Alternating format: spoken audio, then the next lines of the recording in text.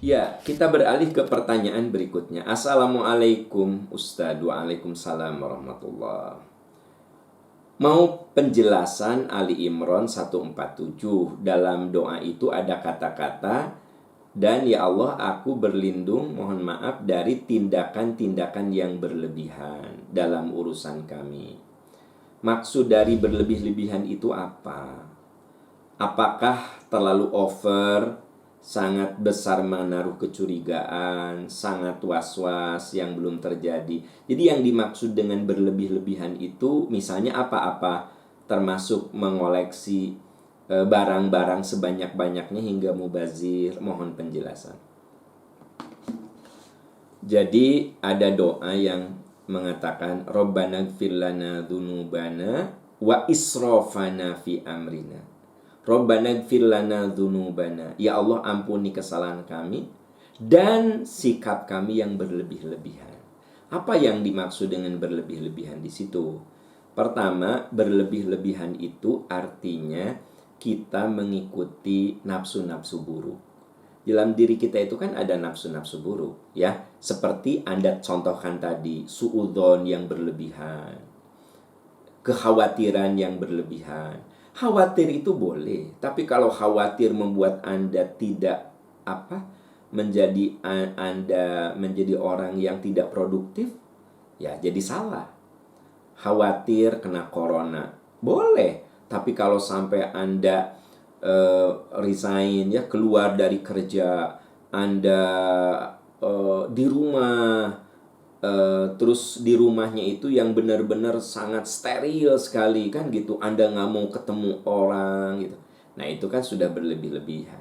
Ya kita bolehlah takut dengan COVID-19, tapi ikuti saja prosedur yang standar. Pakai masker, jaga jarak, ya, sering cuci tangan, begitu. Hindari kerumunan, ya. Usahakan kita berada di tempat yang relatif, kalau olahraga itu relatif aman, di luar ruangan gitu, tidak nge-gym tapi kita di taman di mana. Nah, itu kan namanya kekhawatiran yang proporsional gitu. Ada saudara-saudara orang yang akhirnya saya berhenti bekerja karena takut COVID-19. Nah, mungkin itu jadi berlebih-lebihan ya. Nah, khawatir pada anak boleh, tapi kalau berlebih-lebihan menjadi tidak boleh. Jadi sebenarnya wa israfana fi amrina. Ya Allah, ampuni dari perilaku saya yang berlebih-lebihan gitu. Kalau kita waspada, ya boleh. Tapi kalau suudzon, apalagi itu overdosis, ya menjadi masalah.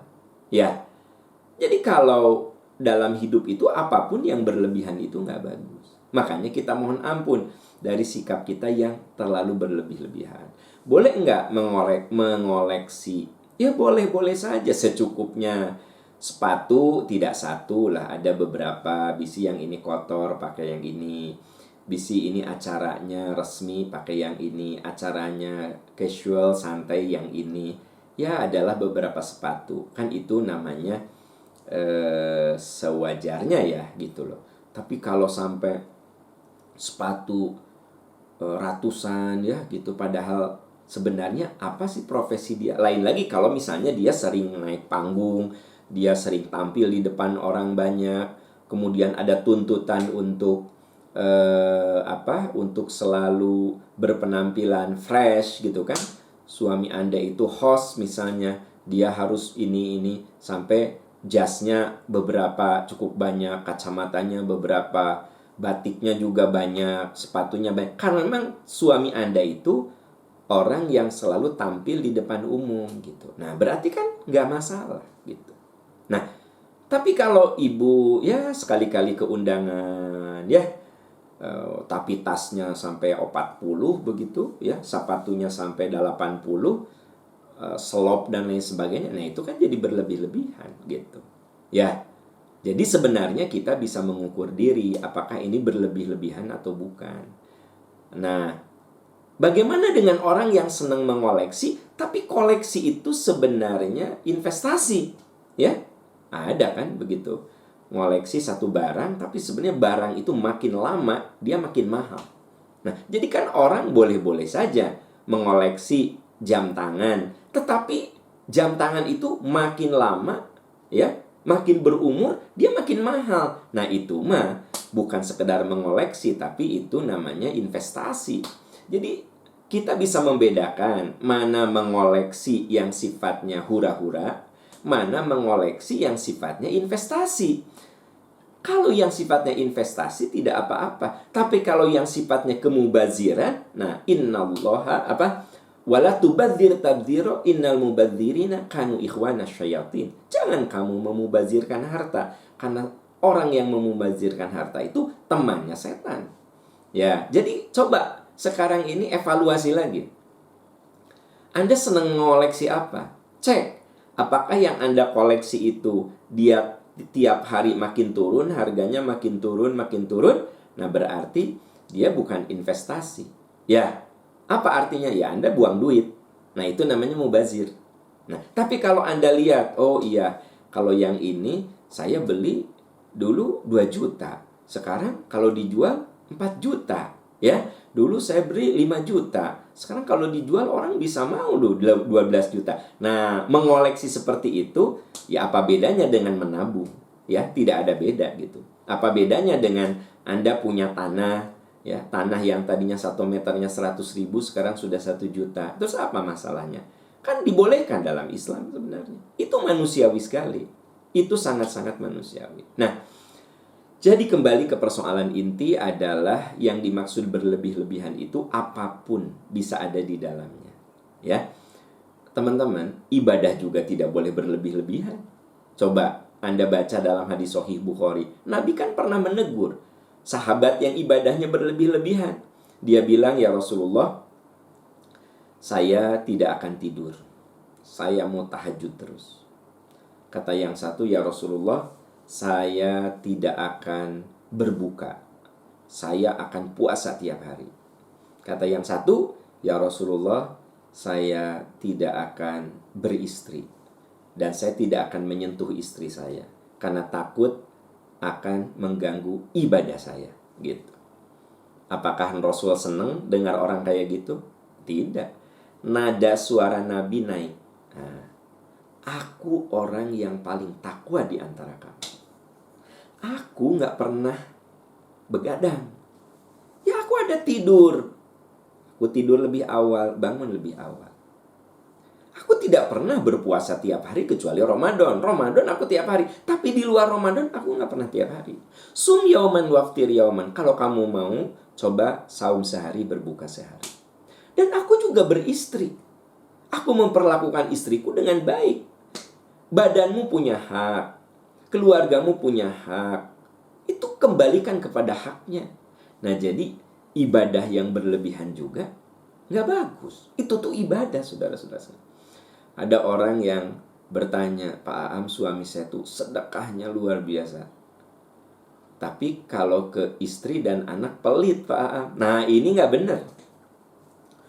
Sedekah ke orang, bro-broan, kata orang Sunda. Bro-broan tuh ya apapun, sedekah. Tapi ke istri dan anak pelit. Kata Nabi, sebaik-baik suami adalah yang baik kepada keluarganya. Jadi kalau bapak ingin jadi orang dermawan, mulai dari mana? Dermawan pada istri dan anak Anda, pada lingkaran keluarga Anda.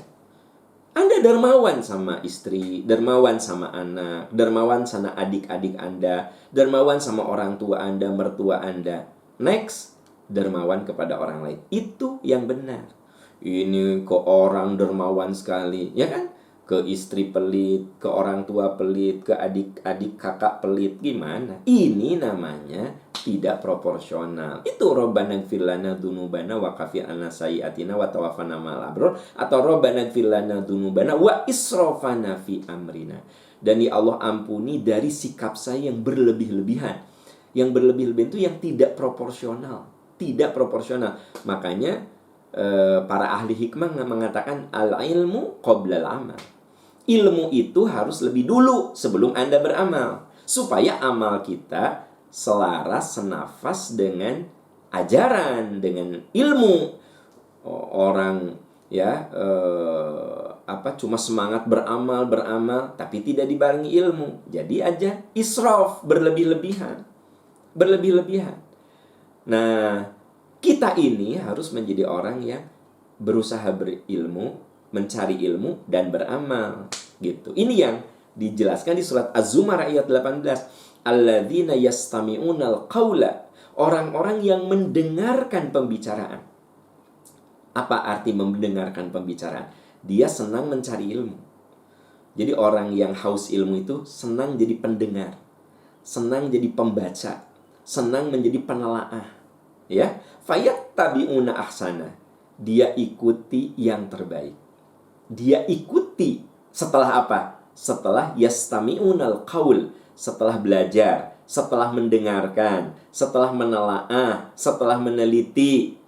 Fayattabi'una ahsana. Dia ikuti kebaikan itu. Jadi rumus yang benar itu bukan beramal dulu, cari ilmu dulu, lalu beramal gitu. Urutannya seperti itu. Makanya ayat yang pertama kali turun kepada Nabi SAW, yang pertama bukan nyuruh sholat, bukan nyuruh saum, bukan nyuruh haji. Apa? Iqra bismi rabbikal ladzi khalaq. Baca dengan nama Tuhanmu. Jadi apa? Al ilmu qoblal amal. Ilmu dulu, baru beramal gitu. Supaya apa? Kita tidak israf.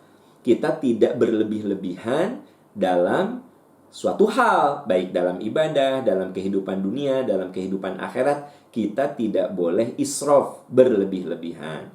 Ukuran berlebih-lebihan atau tidak dari mana? Ya, kita belajar dengan proses ya. Wallahu a'lam bishawab.